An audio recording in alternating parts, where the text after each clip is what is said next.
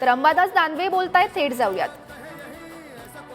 नाराज झाला असेल का, तो नाराज झाला असेल का, याला काय जसं मुलांकडे आई लक्ष देते तशा पद्धतीनं पक्षप्रमुखाची एक चिंता असतेच ना. बाबा हे 4 जण इच्छुक होते, आता मी एकाला दिले, 3ला काय करायचं ठीक आहे. पण मला असं वाटतं त्यांना चिंता वाटण्यापेक्षा मीच स्वतःहून फोन त्यांना केलेला आहे आणि त्यांना सांगितलं, साहेब चिंता नसावी, जोमानं पक्षाचं काम करू.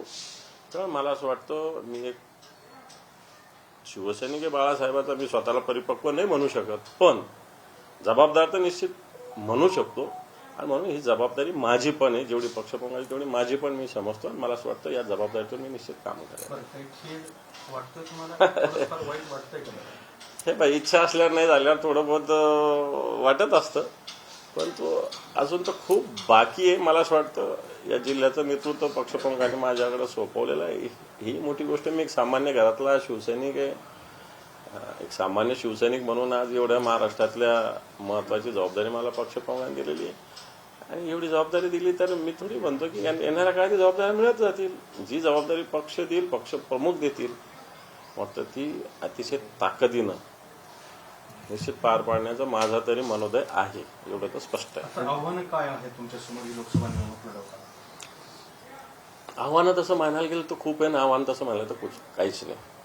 खूप आहे असं म्हणायला तर सत्ता आणि संपत्ती ह्या 2 गोष्टीचा भारतीय जनता पार्टी अतिरेकी वापर या महाराष्ट्रात, या देशात करते. ठिकठिकाणी जसं बा केजरीवाल सारख्या एका मुख्यमंत्र्याला यांनी अटक केलेली आहे. हे सत्तेचा गैरवापरच आहे ना. ठीक आहे ना. तुम्ही काय फार धुतलेले आहे का भारतीय जनता पार्टी? तुमचे 6,000 कोटीचे रोखे तुमच्या खात्यात आहे का? फुकट आले का? कोणाला तरी ब्लॅकमेलिंग करून आले, कोणाला तरी ईडीचा धाक दाखवून, कोणाला तरी सीबीआयचा धाक दाखवून, कोणाला तरी इन्कम टॅक्सचा दाखवून दिलेला आहे. आणि अशा पद्धतीने खरं तर आमोर समोर गोष्टी केल्या पाहिजे, पण भारतीय जनता पार्टी तसं करत नाही. अडवून मग याला ब्लॅकमेलिंग करणं, याच्या कानशिळात बंदूक लावणं, त्याच्या कानशिळात बंदूक लावणं, या पद्धतीनं काम करते. मला वाटतं हे एक आव्हान आहे. पण मला वाटतं हे आव्हान पेलण्याची जर शिवसेना प्रमुखाच्या विचारांनी शक्ती मिळाली तर हे आव्हान सुद्धा आपण सहज पार पाडू शकतो असं सुद्धा मला वाटतं. पण निश्चित सत्ता आणि संपत्तीचा जो खेळ आणि जो बाजार, खेळ नाही म्हणता येईल, बाजार या देशात आणि या महाराष्ट्रात सुद्धा मांडलेला आहे. म्हणतो तो एक आव्हान आहे. आणि निश्चित आतापर्यंतचा इतिहास बघितला, देशाचा काय जगाचा इतिहास बघितला, तर सत्ता आणि संपत्तीवाल्यांसमोर सामान्य व्यक्ती जिंकलेले आहे.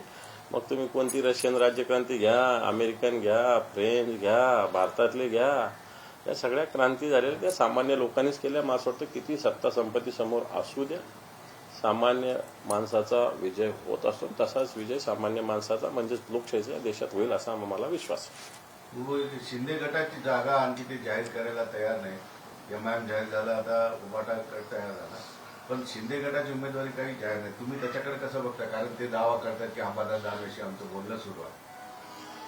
हे पण त्यांच्या माध्यमातून काही लोकांनी फोन केलेले आहे, आताही करतात, दररोज करतात, 4-5 दिवसानं करतात, हे स्पष्ट आहे. मी काही त्याला नाकारत नाही, सुस्पष्टपणे सांगतो. पण अशा पद्धतीनं माझ्याकडून कोणत्याही प्रकारे या सगळ्या विषयाला होकार बोलणं, ते ओळखीचे लोक आहे. आता मला माझ्या इथला एखादा जो जुना सगळं त्यांनी फोन केला तर मी काय त्याच्याशी बोलायचं नाही का, तर बोललं पाहिजे. पण ठीक आहे, त्यांचं म्हणणं असेल, त्यांनी इच्छा व्यक्त केलेली असेल, मी काय त्यांना याच्यातून दोष देणार नाही.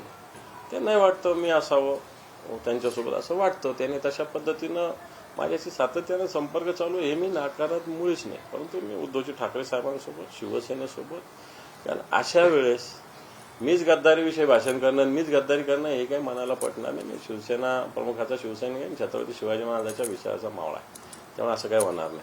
कल्याणची जागा अजून जाहीर झालेली नाहीये. कल्याणमधून आदित्य ठाकरे किंवा सुषमा अंधारे यांच्या नावाची चर्चा आहे. श्रीकांत शिंदे ऑलरेडी त्या ठिकाणी उमेदवार असणार. कल्याणचं का जाहीर होऊ शकलं? 20 मेला इलेक्शन आहे, फॉर्म भरायचं मला वाटतं 8-10 एप्रिल, त्याच्यामुळे फार लांब आहे. होईल उमेदवारी जाहीर. त्याला काय उमेदवार का शिवसेनेकडे नाही, शिवसेनेकडे 1 नाही 5 उमेदवार आहे इच्छुक. त्यामुळं कुठली उमेदवारी काही रणनीतीचा भाग असतो.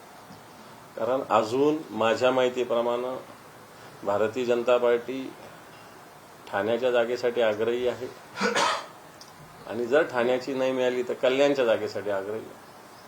म्हणून आम्ही सुद्धा बघतोय त्यांचं काय होतं आणि काय नाही. श्रीकांत शिंदे 2 टर्म खासदार त्या ठिकाणी आहेत, यंदा तिथं उमेदवार दिला जाईल का चांगला? तुम्ही म्हणता किती उमेदवार इच्छुक आहेत तिथं? हे पण बेस शिवसेनेचं काम आहे तिथं. शिवसेना संघटनात्मक ढाचा शिवसेनेचा असतो. तो कल्याण मतदारसंघात सुद्धा जसाच्या तसा आहे. सत्ता आणि संपत्तीच्या बळावर याला काही जण नष्ट करण्याचा प्रयत्न करतात, पण असं होणार नाही. आणि त्या मतदारसंघात प्रचंड प्रमाणात प्रतिक्रिया होणार. कोणी समजत असेल मी कोट्यवधी खर्च केले, मी असा आहे, मी तसा आहे, हे सगळ्या झूड गोष्टी असतात. एक सामान्य माणूस सुद्धा त्या ठिकाणी निवडणूक जिंकेल, सामान्य शिवसैनिक सुद्धा, असं मला वाटतं. जा आता जा. या, अब जा.